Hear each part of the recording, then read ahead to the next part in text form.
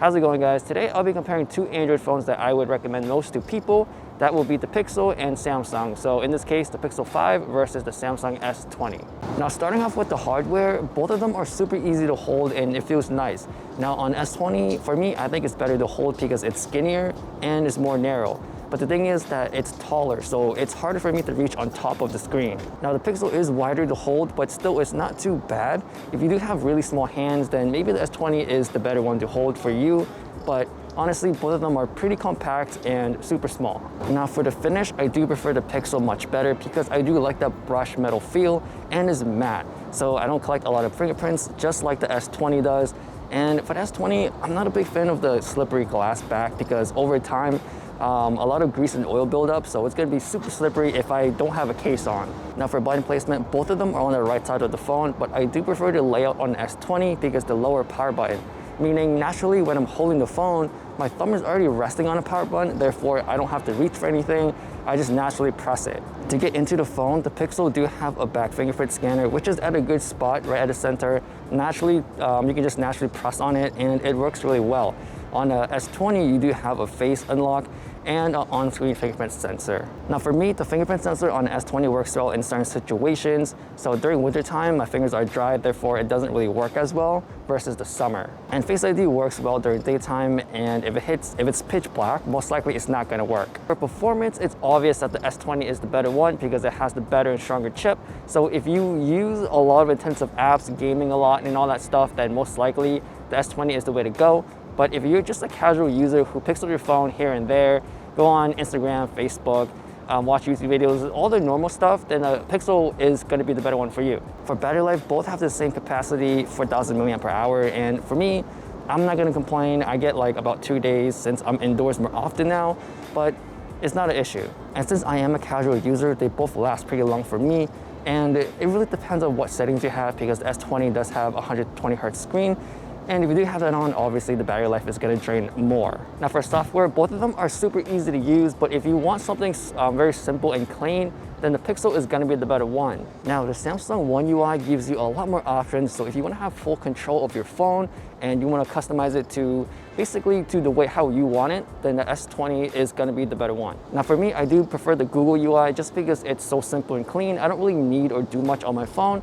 Also, I use Google everything, so I don't have as much bloatware as I do on my Samsung phone. For portrait mode, it is versatile on S20 because it does have that wider angle and you can zoom in if you wanted to. Whereas on a Pixel, it's already zoomed in and you can even zoom in more. And that's one downfall on a Pixel for me because in portrait mode, it's so cropped in and sometimes you need more space and you gotta back up a lot. In terms of which one is easier to use, the Pixel is gonna be the better one because you just point, shoot, and it works.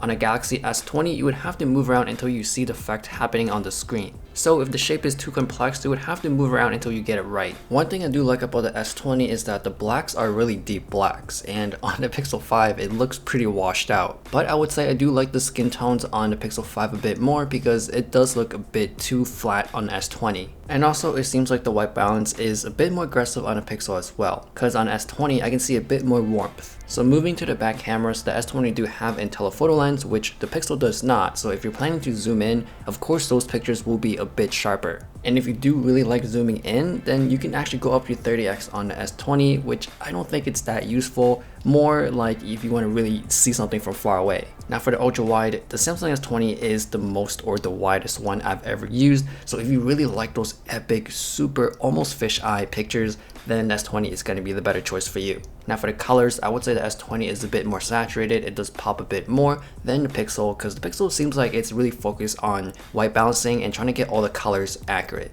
And for the HDR, I would say the Pixel does have a slight edge because I can see better in the shadows and better in the highlights as well. Whereas on the S20, the whole image seems to have a bit more contrast. And from an overall experience in the camera app, I would say the Pixel is just more easier to use because it's simple, and I would say it's a bit smoother as well. On the S20, when I'm switching lenses, especially going into the telephoto one, it stutters a lot, and sometimes I thought the camera app would crash, but apparently I would just have to wait for a bit longer. And if you do take pictures at night, the performance dip is noticeable. When you hit the shutter button, it takes a while for it to load. Now the only downside I can see on a Pixel is the processing after you take the picture, because once you take the picture and look at the photos, you can see it process, and sometimes it can be too slow for you, but it doesn't take forever. For video, finally you can use the ultra wide angle lens on a Pixel and you can use it to record, and overall the stabilization seems to be really smooth. On the Galaxy S20, when I'm panning around and walking around, you can see the little tiny jerks. Now using the main camera lens, stabilization is clearly not as good as the Pixel. Now I am using the default stabilization on the Pixel 5 because I know it does have different modes, so to be fair, I'm just going to use the default for everything. The colors seems to be pretty identical. There are little tiny differences, like the greens on the tree is a bit more vibrant on the Pixel, and I noticed the main camera lens is much wider on S20, so it does see a lot more things. And finally, the Pixel can shoot up to 4K 60, and the thing that sucks is it can't use the ultra wide angle lens, but you can on the Galaxy S20. And the stabilization on the Galaxy S20 in 4K 60 in ultra wide mode, for some reason, it's much better and way smoother. Now moving on to the main camera lens on both, the S20 does have a bit weird issues with the stabilization because every time I step, those hard steps, you can see those tiny shakes. And on a Pixel, I noticed that when I'm panning around, it's pretty jerky. It feels like it's trying to catch up to where I'm trying to point the camera. In the end, both are really good phones, so I can't go wrong with either or. But if you do need a lot of power, then S20 is going to be the better choice. If you want something very simple and easy to use, the Pixel is going to be the way to go, especially with the solid camera. I feel like the Pixel will be good enough for most people out there because most likely they're going to do the basic stuff like going on Instagram, Facebook, watch YouTube videos. So that basic needs, the Pixel will do just fine. So in my head, why should I pay more money for the S20 if I don't need that much power? So just save a bit more money, buy some Google Buds and more cases for your phone.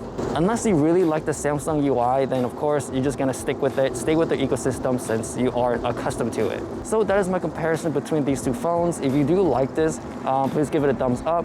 You can find me on Instagram. Please subscribe if you haven't yet. And if you wanna see more Pixel 5 content, thanks for watching and I'll see you guys later.